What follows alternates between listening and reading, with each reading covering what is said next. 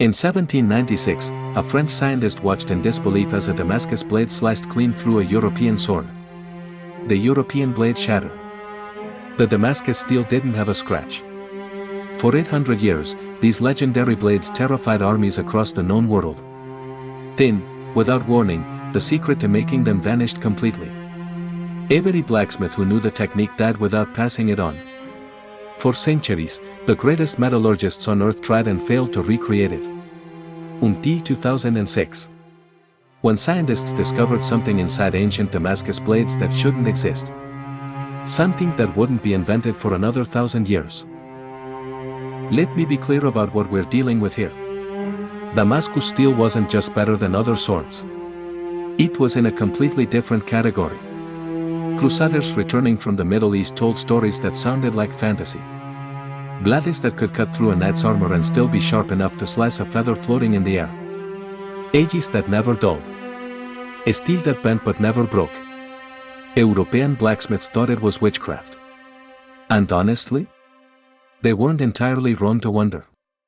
Because what was happening inside these blades shouldn't have been possible with medieval technology. The Damascus smiths were doing something that modern science only discovered in 1991. But here's the mystery that has haunted metallurgists for centuries: if these ancient craftsmen could create this miracle metal, why did the technique completely disappear? And more importantly, what exactly were they doing that we still can't fully replicate today? To understand why Damascus steel was so revolutionary, you need to understand the nightmare that medieval blacksmiths faced. A steel is essentially iron with carbon added. Throw a little carbon, and your sword bends like a wet noodle. Too much carbon, and it's hard but brittle. It'll shatter the moment it hits something solid. European smiths spent their entire careers trying to find the perfect balance. And they almost never did. But Damascus steel broke all the rules. It was somehow both incredibly hard and incredibly flexible at the same time. That's supposed to be metallurgically impossible. It's like having ice that's also fire. The distinctive wavy patterns on the blade weren't just decorative. They were visible evidence that something extraordinary was happening at the molecular level. Those patterns represented alternating layers of hard and soft steel, fused together in ways that European metallurgists couldn't comprehend. They called it watered steel, because it looked like flowing water frozen in metal. What they didn't know was that the secret went far deeper than layers. It went all the way down to the atomic structure.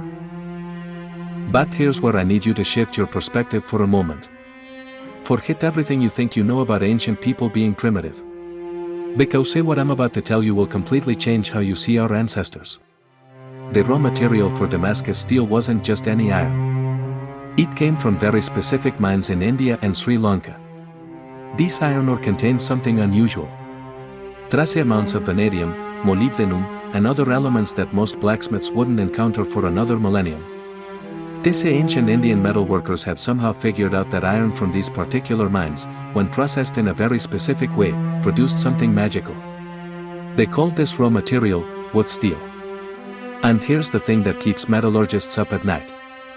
The process to create woods required maintaining temperatures within a 30-degree window for days at a time. In clay crucibles. Who seen nothing but charcoal fires and gut instinct. Modern metallurgists with digital thermometers and computer-controlled furnaces struggle to maintain that precision. These ancient craftsmen did it by watching the color of the flames. How? We still don't fully understand. The wood ingots would then travel along the Silk Road for thousands of miles until they reached Damascus and other Middle Eastern cities. There, master swordsmiths would transform them into legendary weapons using techniques passed down through generations. Family secrets. Trade secrets. Secrets they would literally die to protect. The forging process itself was just as mysterious as the raw material. The smiths would heat the woods to exactly the right temperature. Not hot enough to melt it, but hot enough to make it workable. Then they would fold and hammer it. Again. And again. Some accounts suggest hundreds of folds. Each fold distributed the carbon in specific ways, creating those distinctive patterns. But the temperature had to be perfect. Too hot, and the special properties of the woods would be destroyed forever. The carbon structures that made it magical would simply dissolve. This is why most attempts to recreate Damascus steel fail. You can have the right materials and still ruin everything with a single mistake in temperature. The ancient smiths knew this. And they guarded their temperature secrets with their lives. By the 1600s, something devastating was happening. The legendary Damascus blades were getting worse. Reports from that period describe swords that still had the beautiful patterns but no longer had the supernatural properties. They looked right but failed in battle. Metallurgists have debated for centuries what went wrong. Was it a change in the ore deposits? Did the special mines in India become depleted of those critical trace elements? Or did the chain of knowledge simply break? Master smiths died in wars and plagues before they could pass on their secrets. Apprentices were killed before they completed their training. Political upheavals disrupted the Silk Road trade that brought the woods to Damascus. By 1750, the technique was effectively dead. The last smiths who truly understood the process had taken their secrets to their graves. And for the next 250 years, the greatest metallurgists in history tried to recreate what had been lost. All of them failed. Until scientists started looking in a place nobody expected. But here's where everything changes. Because see what I've told you so far? That's just the setup. The real discovery, the one that made international headlines and stunned the scientific community, wasn't about ancient forging techniques at all. It was about something impossible. Something that shouldn't exist. In 2006, a team of researchers from Germany decided to look at authentic Damascus steel under an electron microscope. Not just any microscope. One powerful enough to see individual atoms. What they found made them question everything they thought they knew about ancient technology. Hidden inside the steel, visible only at the nanoscale, were structures that look exactly like carbon nanotubes. Let me be absolutely clear about what this means. Carbon nanotubes are one of the most advanced materials in modern science. They're sheets of carbon atoms rolled into tubes just a few nanometers wide. Discovered in 1991. They're stronger than steel, conduct electricity better than copper, and we're only beginning to understand how to manufacture them. And there they were. Inside 1,000-year-old swords. This discovery created shockwaves through the scientific community.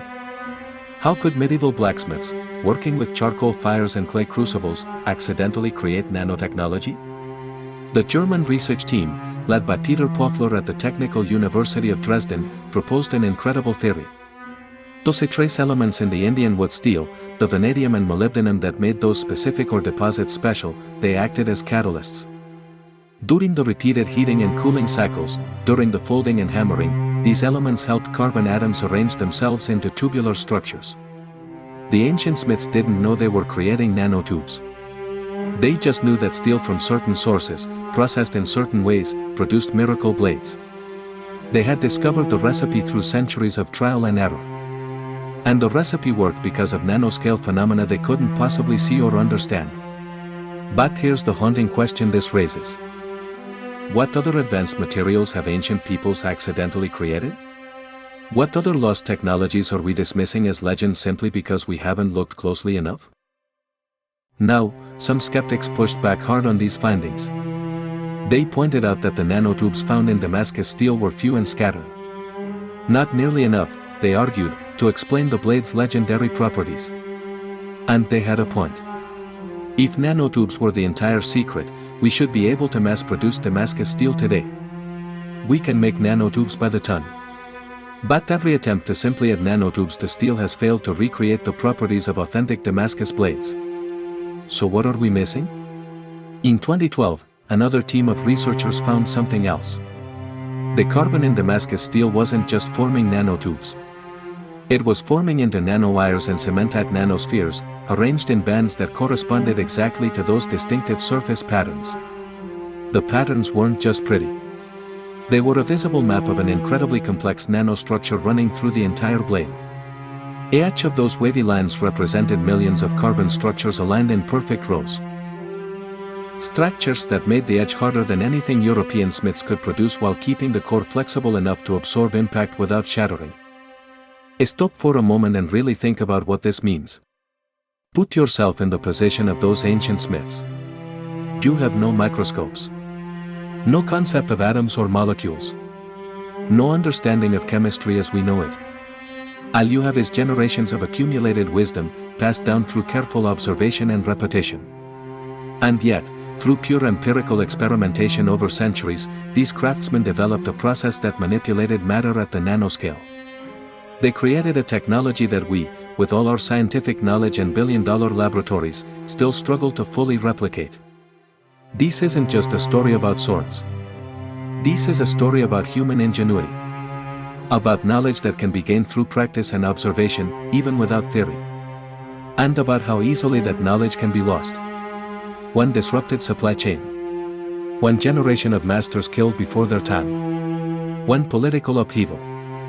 And centuries of accumulated wisdom simply vanish. The question isn't just how did they do it. The question is, how much other knowledge have we already lost? So where does that leave us today? Can we make true Damascus steel or not? The answer is complicated. And honestly, kind of beautiful. In the last decade, several metallurgists have gotten remarkably close. By sourcing iron ore with similar trace element compositions to ancient Indian woods, by meticulously recreating the crucible smelting process, by controlling temperatures with obsessive precision, they've produced blades with the distinctive patterns and many of the legendary properties. But here's the thing. Even these successful attempts vary in quality. Used like they did in ancient times. Because the process isn't just a recipe you can follow mechanically.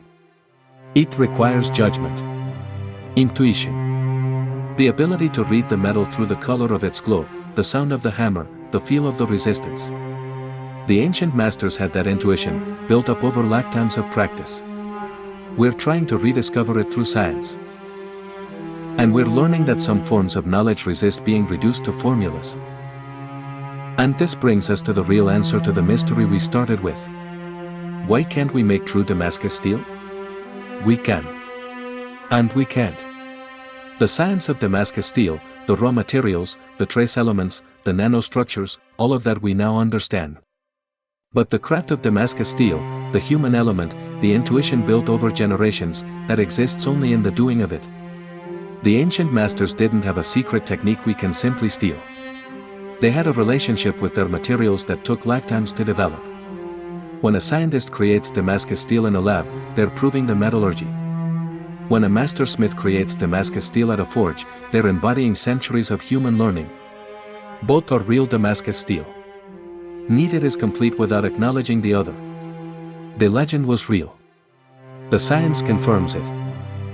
And the deepest truth is this: the most advanced technology in the ancient world wasn't created by geniuses who understood physics 1,000 years ahead of their time. It was created by craftsmen who paid such close attention to their work, over so many generations, that they accidentally discovered nanotechnology through pure, patient observation. That's not magic. That's something more impressive. That's what humans can do when knowledge is passed down, protected, and built upon. The story of Damascus steel is ultimately a warning and an inspiration. A warning about how fragile knowledge can be. How the greatest achievements of human civilization can be lost through war, disease, economic disruption, or simply the failure to teach the next generation. An inspiration because it shows what's possible when human beings dedicate themselves to truly mastering a craft. We live in an age of information abundance, where any fact seems just a search away. But Damascus steel reminds us that not all knowledge can be written down. So much wisdom exists only in practiced hands and trained eyes. So many secrets can only be passed person to person, generation to generation. The smiths of the ancient world didn't just make swords. They created a legacy of human achievement that took centuries to build and only decades to destroy. And now, 1,000 years later, we're still working to fully understand what they knew. The next time you see that wavy pattern on a blade, remember, you're looking at nanotechnology older than universities. Created by people history often dismissed as primitive. The lost knowledge isn't fully lost anymore.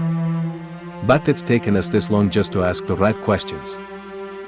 Now you understand why Damascus steel was legendary, why it was lost, and what modern science finally discovered hidden inside those ancient blades. If this investigation into lost knowledge fascinated you, subscribe and hit that notification bell because next time, we're exploring another ancient mystery that science is only now beginning to explain. But I want to know what you think. What surprised you most about this story? Was it the accidental nanotechnology? The fragility of knowledge? Or something else? Drop your answer in the comments. And here's a question that haunts me: what knowledge might we be losing right now, that future generations will spend centuries trying to rediscover?